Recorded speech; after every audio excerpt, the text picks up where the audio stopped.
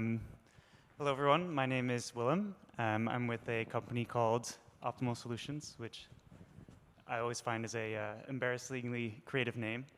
And I'm here to talk about, just an application, just a use case. But it's one where we, found that JuMP particularly shine through, and it was also kind of interesting because really faced kind of some pushback here from our clients, some skepticism about using a different software. So just a quick thing about Optimal Solutions. We're an OR consultancy. Our experience is pretty broad in terms of all sorts of prescriptive analytics, but it's mainly simulation and especially integer programming. We're partners and work closely with IBM, Groby, and to some extent FIFO. All the big solver providers. I want to give just some credits to a couple people. VJ, the boss, he's the one who thought it was a good idea to send me here to talk to people who know a lot more about JuMP than me. And then Dave was actually supposed to be here with me. He's the one who, introduced me to the Julia and JuMP world. So thanks to them as well. So the background, this is work done it's almost a year old now. And it's for, as it goes, a confidential large client. I'll definitely misspeak at some points. I'll already spoiled that it's some airline in the world. But it's a big transportation network. We've got hundreds of terminals, many different types of vehicles. And this is their first optimization model in JuMP.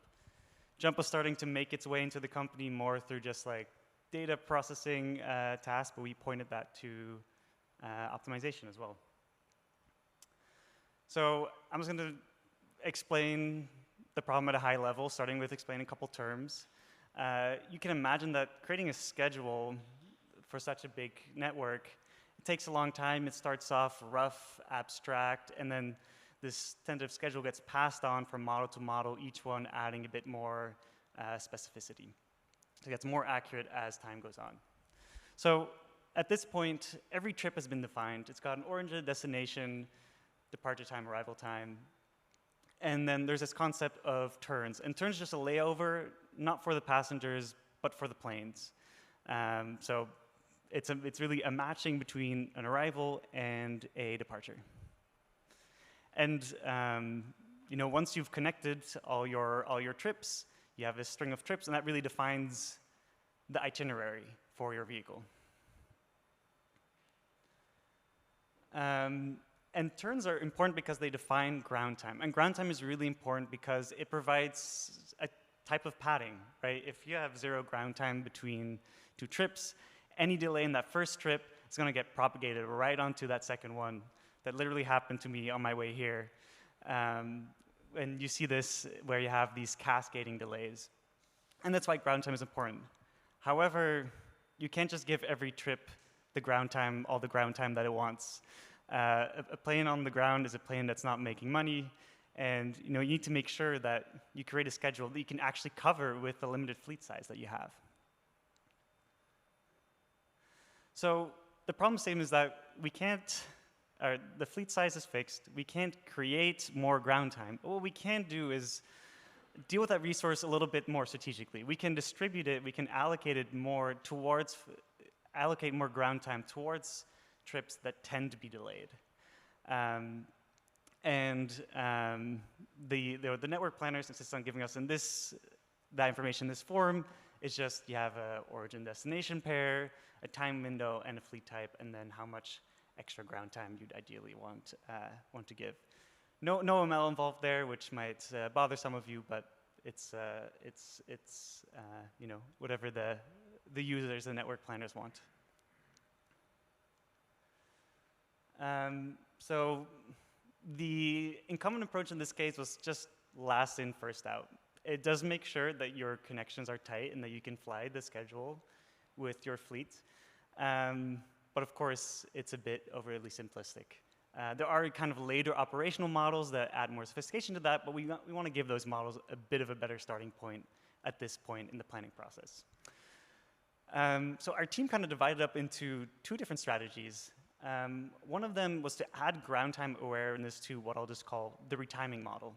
And this is like a bigger routing model. It has the power to retime flights, which means you, within a 10-minute window, and refleet trips, means you assign it a different vehicle.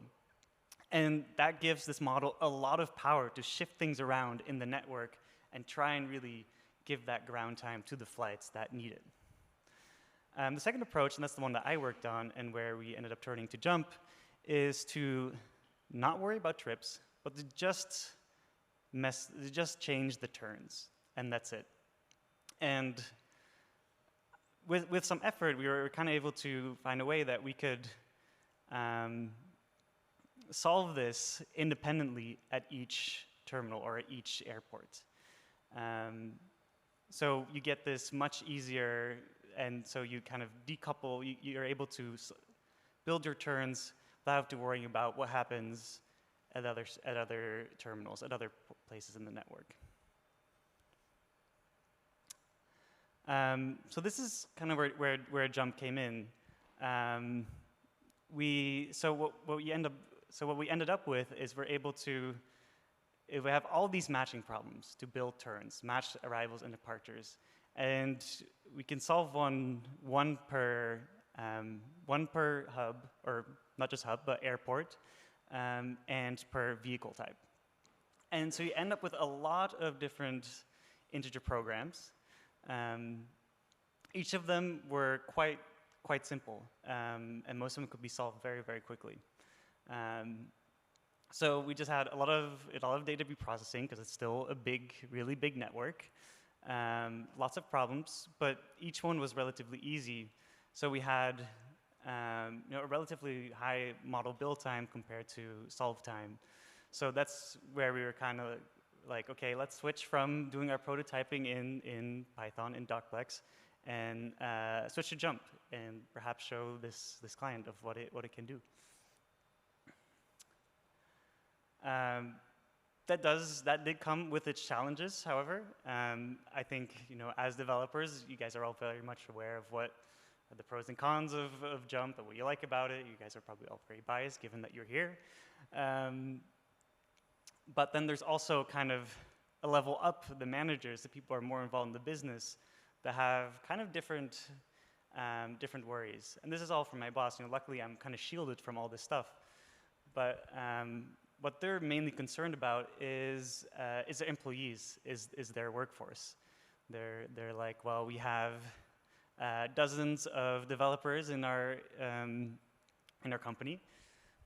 They all have lots of experience in C++ and Python. Does that all go to waste now? And then there's also, we want to hire the best programmers. Can we find the best programmers who know Julia? The answer is yes, but people aren't always convinced. And then there's these kind of like industry trends that really seem to polarize, seem to push people in one or two ways. The airline industry is quite competitive. The margins aren't very high. So on the one hand, that's extra drive to get ahead. But on the other hand, means there's not a lot of mercy if you make a wrong turn. So it also turns some people kind of scared. And then, airlines 2 to 3 decades ago, that was kind of an industry that really embraced a lot of new technology and analytics at the time. But now they're being criticized with running on kind of legacy software. Definitely ask Southwest about that. Which also pushes people in 2 different ways. On the one hand, a lot of excitement, drive to do something new. Let's look at what the cutting edge is now. But on the other hand, they've experienced firsthand the danger of getting entrenched in something that doesn't stand the test of time. So again, that makes some people kind of scared about these changes. So quick then go over the results. So if you remember those ground time rules, this improvement, we often talk about out of the flights that have a ground time rule applied to them, so the flights that tend to be late, what percentage of them actually satisfy the ground time rule. And that usually we saw an additional 16% of flights that satisfied the ground time rule, just using the turn building at each airport individually. And you see just a histogram of those flights here. You got, you got the ground time on the x-axis, and you see that it's overall shifted down to the right. But then remember the other approach where you add ground time awareness to the retiming model, that more powerful but obviously slow model because it's doing routing for this big network. On the right, you see how powerful it can be and what it can do. However, it says aggressive retiming because if you get those results, you can only get those results by kind of neglecting a lot of the other constraints and objectives that you have in that model, right? Because you're really shifting around the network. There's a lot of other stuff you have to worry about. So you're never actually going to think about ground time that aggressively, but this is kind of like the worst case scenario for argument's sake. And here was our first kind of selling point for using the turn building was, okay, even in this aggressive case that's not even realistic, you get about half of the benefit in using turn building, which only takes 4 to 10 seconds, rather than compared to the retiming model, which gets you more, but it takes an additional 6 to 9 minutes on top of the runtime that it already has. And then kind of the second talking point is that, so there's a retiming model, this routing model, it's big, it's chunky, it's got a lot to worry about, so it's rarely being run to optimality.